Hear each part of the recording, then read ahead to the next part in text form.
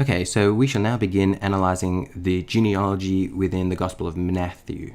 Now, Matthew Genealogy, in my opinion, is one of the most difficult passages in the entire Bible.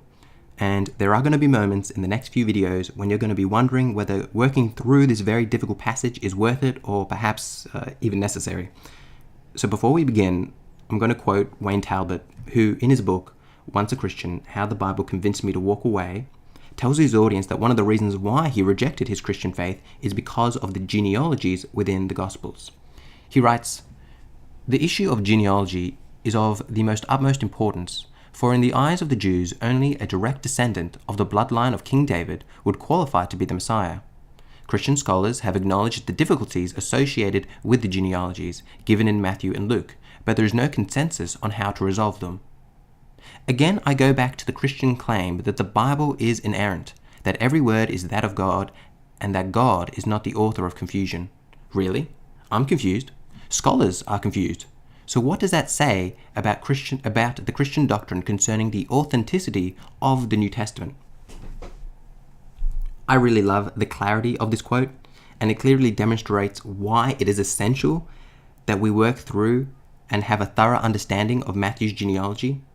And we shall return to this quote at the end of our discussion and determine whether Talbot's characterization of Matthew's genealogy as incomprehensible is accurate. But before we do that, let's delve into Matthew's genealogy.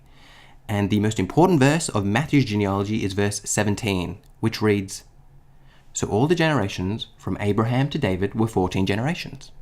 And this is a good sentence because Matthew gives us 14 generations from Abraham to David. Verse 17 also reads, "And from David to the deportation to Babylon, 14 generations." And we again read, "From Solomon to Jeconiah, 14 generations," which is good. The third sentence in verse 17 reads, "And from the deportation to Babylon to the Christ, 14 generations." And this is where things get hairy, because Matthew only gives us 13 generations. And this point is picked up on by Bart Ehrman, who writes, "The problem is that the 14-14-14 schema doesn't actually work. If you read through the names carefully, you'll see that in the third set of 14, there are in fact only 13 generations." This point is also made by Richard Cook, who writes, "First of all, it is noticeable that Matthew has his sums wrong. The first set of names contains 14 generations only if David is counted there as well as in the second set, and the third set of names contains only 13 generations."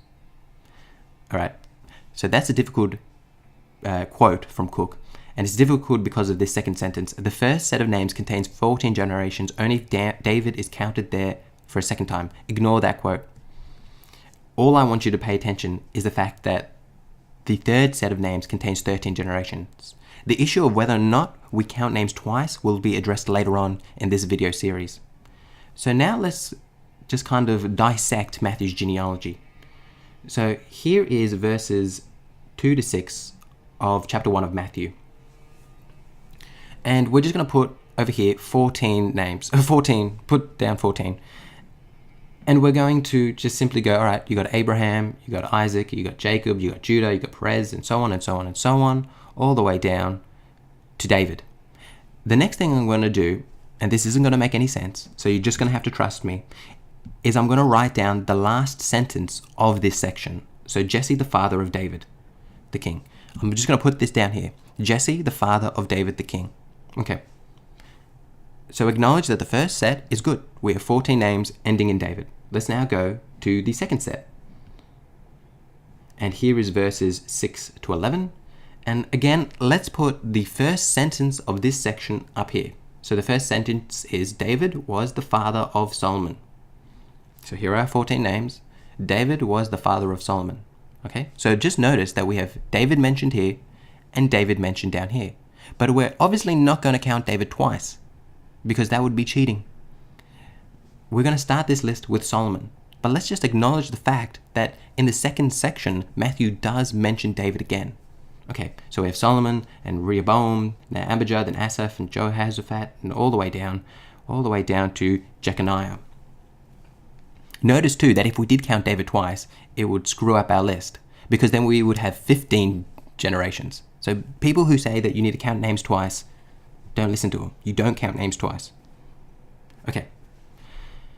And let's again put the last sentence down here. So the last sentence is Josiah, the father of Jeconiah. Josiah, the father of Jeconiah. So here, in our second list, we have 14 names ending in Jeconiah.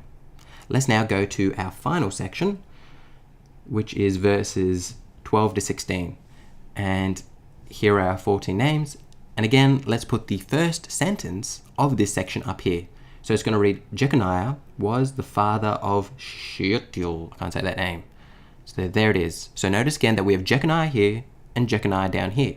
But again, we don't count names twice. So even though he mentions Jeconiah here, we start with Shealtiel, then Zerubbabel, then all the way down to Jesus himself. And here we can clearly see we have an issue on our hands because we have only 13 generations in the third set. So hopefully that makes sense to you now, why we have 13 generations. And just remember the fact about these things here, why I have taken note of this. This is going to be important in subsequent episodes. Okay. Let's now just make a list of all the errors in Matthew's genealogy. And I'm just going to list them here, and then I'm going to make a video for each one later on.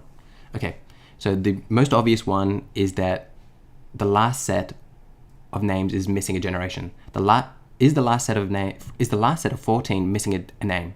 That's the first issue we have to deal with. Is this a legitimate error? The next thing we have to deal with is compare Matthew's genealogy to its Old Testament correspondences, and most of this can be found in 1 Chronicles chapter 3. So the first issue is Josiah and Jeconiah. So Matthew has told us that Josiah is the father of Jeconiah, but this is not a true statement. This isn't true. Josiah is in fact the father of Jehoiakim, who's the father of Jeconiah. So Matthew has skipped a generation between Josiah and Jeconiah. So let's put that up there. One missing generation between Josiah and Jeconiah. The next issue is between Joram and Uzziah. Again, Joram is not the father of Uzziah, rather Joram is the father of Ahaziah, who is the father of Joash, who is the father of Amaziah, who is the father of Uzziah. So Matthew has skipped 3 generations between Joram and Uzziah. The next issue is that of spelling. So in Matthew's genealogy, we read Asaph, Amos, and Aram. But if you go to the Old Testament, you're going to read Asa, Amon, and Ram. So there are 3 spelling issues that we have to resolve. The next thing we have to deal with is the fact that Jeconiah, according to Jeremiah 22, is cursed. And the curse means that none of his descendants will sit on a throne. So sometimes this is used as an error. Is it an error? We're going to have to delve into Jeremiah 22 in that video. Okay, the next thing we're going to have to deal with is who is Zerubbabel's father? Is Zerubbabel's father Shealtiel or Pedaiah? This is actually an issue within the Old Testament, and it has to do with differences between 1 Chronicles 3, which tells us that Shealtiel is his father, but in Ezra and other places in the Old Testament, it's going to tell us that Pedaiah is his father. But nonetheless, it's an issue we have to resolve. And then another issue we have to resolve is simply, who are these people? Who is, from Abed to Jacob, that these people are not in the Old Testament. For instance, the Old Testament does tell us who Zerubbabel's son is, but he's not Abed. And who is Eliakim and Azor and Zadok? Why has Matthew included these names? So the question is, who are Abed to Jacob? So we're going to be answering that. And the final issue, and this is kind of an issue, is the question of time span. So the first set of names from Abraham to David spans 1,000 years. The second set of names from Solomon to Jeconiah spans 600 years. So immediately it's like, whoa, that's a big difference. A 400-year difference, but we're still dealing with 14 generations? That's weird. And then the last generation spans 400 years.